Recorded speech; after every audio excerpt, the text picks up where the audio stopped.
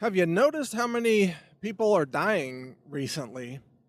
I mean, famous people like that CNN chef Anthony Bourdain, I think. I don't know how you pronounce his name exactly, but he apparently hanged himself in a hotel room, or at least that's what is being described in the media. He was 61, I believe, or no, maybe he was 67. I don't know. He was in his 60s. He hanged himself, and then about the same day, Krauthammer, who's a news analyst for Fox News, announced that he has cancer, very late stage cancer, and that he only has weeks to live, which is, very, very sad. Um, if you look around, the people who are your age or near your age, you might be noticing a lot more people seem to be dying lately. And it's not an illusion. It's a fact. More people are dying of cancer, and more people are dying of suicide. It's so bad now that suicide has become the 10th leading cause of death in America. And there's a lot that goes with that you have to understand. For example, the number one form of suicide is shooting yourself. And that's why, so-called gun violence statistics look very high, because people just happen to choose to use a gun to commit suicide. So it makes it look like there's a lot of shootings when it's actually just suicide for most of those cases. So, it can be deceptive if you hear people say, well, there's so many shooting deaths in America. You think that one person shot another person. In most cases, it's actually people shooting themselves, which is very sad. The other thing is you got the opioid crisis to deal with, and people are committing suicide. People who are addicts are committing suicide because of the destruction of their lives that comes from the addiction, whether it's opioids or meth or heroin or other drugs, prescription drugs as well. It destroys their life. It destroys so much of what people value in life, a sense of dignity and a sense of self-reliance. You can't hold down a job, obviously, if you're using meth on a regular basis, or heroin for that matter. And so these addictive drugs are causing many people to turn to suicide as well. And then you have all of the cancer. And this is actually the subject of this podcast, the fact that there's so many intelligent, capable people in society who are, high IQ individuals, let's say. They're attorneys, or they're engineers, or they're architects, or doctors, or writers, what have you. And they can be very, very intelligent and yet have almost zero knowledge about how to take care of their own bodies, which I've always found to be totally stunning. It's like, if you're smart enough to have a PhD, why don't you know that hot dogs contain sodium nitrite that causes cancer? How can you be so smart in one area and yet be completely ignorant in this other area that involves your body? I mean, I understand being ignorant of things that have nothing to do with you. For example, maybe you're not a car mechanic, and so you don't know how to overhaul a transmission. Well, that's fine. You don't need to, because you don't have a transmission in your body. I mean, you have it in your car, but you can, if your car goes bad, you don't die. But when it comes to your body, if you lose your liver, you die. Or if your kidneys go bad, you could die. Or if you get cancer, you could die. So every person who has a body, which hopefully is everybody, no pun intended, but every person who has a body should know something about how to take care of that body, and yet people don't.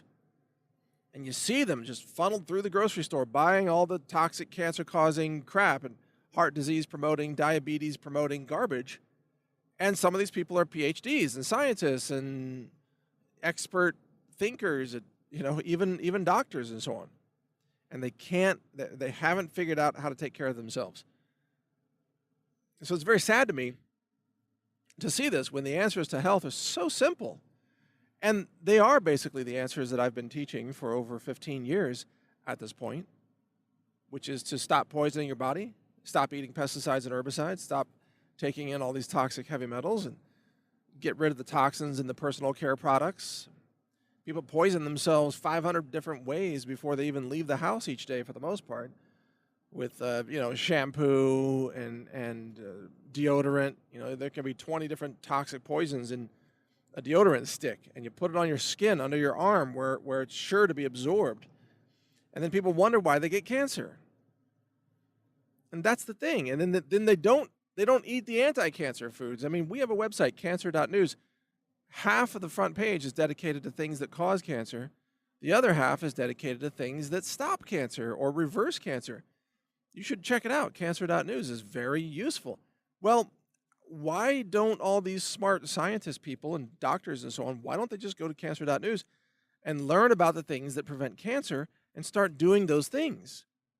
It's so simple. I can probably name 25 things that you can do to prevent cancer right now. I mean, just from there's at least 25 different foods that have anti-cancer compounds in them. Everything from pomegranates and celery and citrus, red grapes and grape seeds, cruciferous vegetables. The glucosinolates that are in different cruciferous vegetables. There's the chia seeds. There's garlic and onions, and then there's turmeric and different roots and ginger.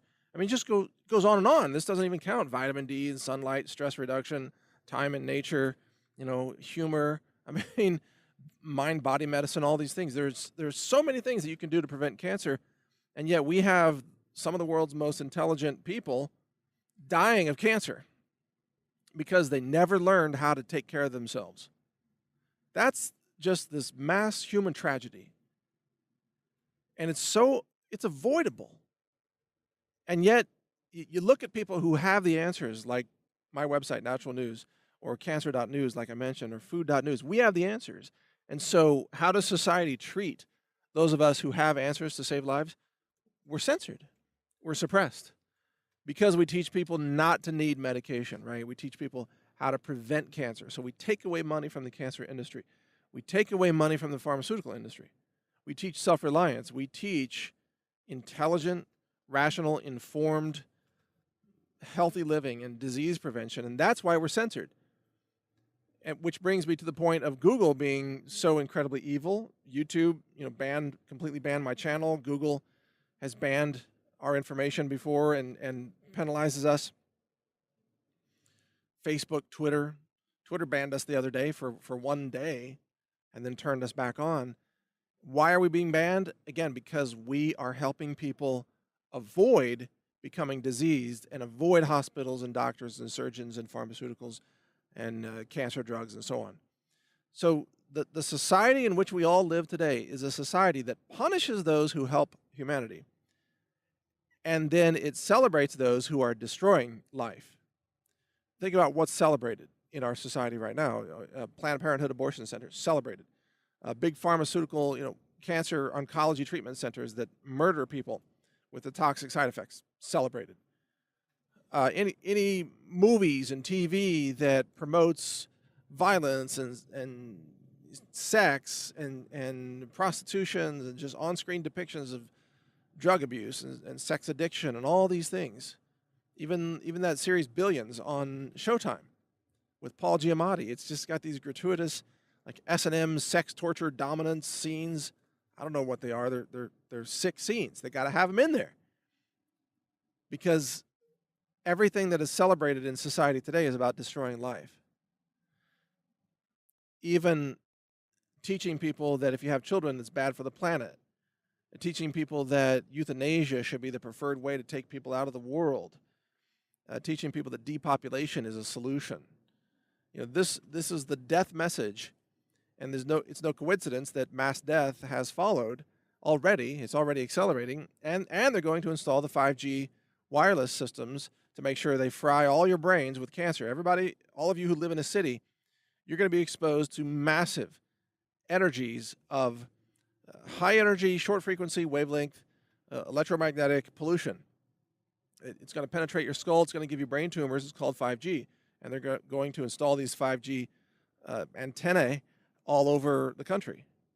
And you're going to get cancer and die. And the cancer industry will profit, you see. So it's all about how they make more money for the industries that thrive on disease and suffering. And at the same time, it's about punishing those or silencing those who might want to save lives and improve the quality of human life. And that's a summary.